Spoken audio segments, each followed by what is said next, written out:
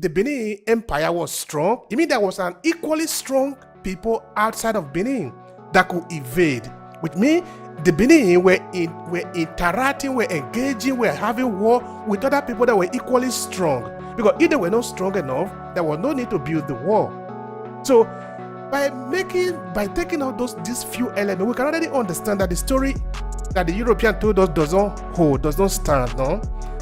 Now, I'm trying to say that the Africans in Africa need to tell this story to help the Africans that are outside of Africa to have a better understanding of what is happening or what has happened in Africa. Because the story again is deep. It's not as simple as just numbers. So this is where I'm trying to go there by trying to say, okay, what do we need? What material do we need? Because as far as I can understand, very little has actually been done in digging up the stories from Africa outside of what we have been told after we have become the European prisoners of war. Because we have told that we don't have anything, we don't know anything, but what we have in evidence does not support that. Which means we need to rewrite it again. We need to rewrite the story again. But who is going to do that is us again. So that is why I'm sort of asking, what do we need to do to be able to tell this story? So now, Africans in Africa need to tell the story from their point of view, and those also in outside need to tell the story from their point of view, and we need to put the two together to make the story. I don't know if I'm making sense there. Yeah, I agree. I think, and it just kind of goes back to the idea of the importance of collaboration, kind of the point that you made in terms of how continental African scholars and, for example, US-based African descendant scholars work together. So I think there just needs to be this idea of collaboration, telling stories, each one tell their story to dispel these Eurocentric myths of where our histories actually started. And so I think it's just vitally important that, like you said, for the stories to be told and for us to work together. All right, thank you so much for that. I would like to talk about the philosophy of Onward, the one that you were referring before. I don't know if you want to say something about it, say something more about it of Onward Thurman. Sure. So I can just kind of talk about Thurman. So I think what's important to know about Thurman is a lot of people may not be familiar with him, but he directly influenced Dr. Martin Luther King. So Martin Luther King actually carried a copy of Thurman's Jesus and disinherited with him. And so Howard Thurman really was driven by these ideas of community, and he saw community and togetherness as just really this method of fighting against racism and segregation.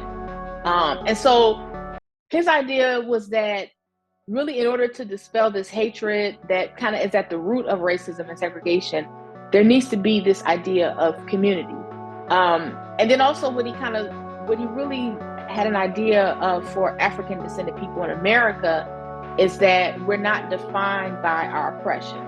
So he really had this idea of even though there's oppression and segregation, there's racism, we're not defined by that. And to not necessarily treat this mistreatment with hatred towards whites, but also have this ethic of love, which he saw as really being able to combat that. And so there's so much with Thurman that can be talked about, but just kind of in the essence of time, that's kind of some of his main points. And also he had this whole idea of he's known as a mystic, and so this idea of getting along with God in order to have this better relationship, these ideas of solitude, but he did not necessarily see solitude as just the way people should live. He kind of believed in this idea of mysticism as this time of refreshing, to be able to come back to your communities and come back to others in order to really build these ideas of community to kind of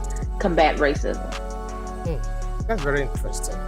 There is a series we do here. We call it Life and Legacy, where we take up the individual in our history and examine who they are, what they have passed through, and what we can learn from them. But anyway, maybe that on another occasion we should be able to talk about this individual. how do you approach your research? Say maybe, for example, you pick this individual, no, Howard Thurman. That is the individual you wrote about in your dissertation, right? Yes. Why did you do that? Why was that personality in history, the person that you wanted to write about? So just honestly, it's funny that you kind of bring that up. So I really hadn't heard of Thurman until I took a class towards the end of my coursework with Dr. Asante, and he mentioned Howard Thurman. So the class was African philosophical thought, and so just even hear about Thurman, I was really intrigued. Just kind of where he was coming from, some of the ideas that he had, and just kind of looking at what was out there. I really had not seen anything that really focused on Thurman and looked at him by using Afrocentric methodology. So honestly, I wanted to do that because I hadn't really seen anything on him from that viewpoint, and I was really interested to find out whether or not he could necessarily be located as an Afrocentric philosopher. All right. So Howard Thurman was also an activist, correct? Yes, so he was an activist and theologian. Okay, activist and theologian. What would you want to say about his activism? And because I really want us to spend some time talking about, because I understand that you also like the idea of activism, political activism, and things like that. Is that correct? Yeah. Yes. Okay. That's correct. Do you want to say more? Say something more about that? So yeah, just even talking about Thurman and his political activism, what he did a lot of his activism, not necessarily on the front lines of protesting, but he used his work as a theologian, a lot of his sermons, and through his writing. So he was not necessarily, I would say, a frontline political activist, but he was still an activist. And so he used his background as a theologian to really pull out some biblical principles in terms of why he wanted to bring these issues of racism and segregation to the forefront in order to combat them. And he pulled out a lot in terms of his sermons in order to really combat that. And so what he did in terms of his activism was, as he fought for these ideas of equality, he really pushed forth this idea of community. And so this idea of community was central to his idea as a political activist. And so just for example, he founded in San Francisco the Church for Fellowship of All Peoples. So this whole idea of all people belonging, everyone being a part of the conversation, everyone being able to have a seat at the table was central to his idea as a political activist. Because if you pull together this idea of community, all people, everyone together, that's what he used to really fight these ideas of segregation. So if you have, there's mutual respect, there's mutual commonality. In his idea, there's no way that you can have segregation at the same time. So he really positioned himself as a political activist, but not necessarily what we see on the front lines of protesting, but through his work as a theologian and as a writer. So I think that's just kind of where I'm interested in him as this intellectual activist. Now, we also see him as a philosopher, sort of. We have some philosophical thought, because you did mention of exploring the idea of solitude just now, and to sort of not be seen as a negative thing. That is what you were talking about just now, right? Yes. Do we know where Thurman got those ideas from? How did he develop those ideas?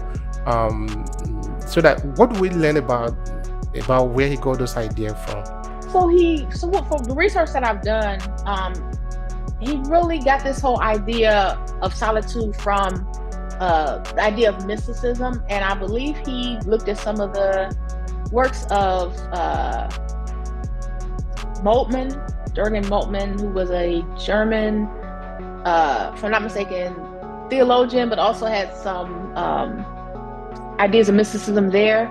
So he kind of really got a little bit of that from this whole idea of mysticism, where one, again, goes away, has this idea of contemplation, getting along with God, ability to pull away and have solitude in order to kind of deepen their relationship with God, which once one comes out of that time of contemplation, should enable them to go back to their communities in order to effect change. So this idea of mysticism kind of came from, or solitude kind of came from some of the people that he studied in terms of mysticism.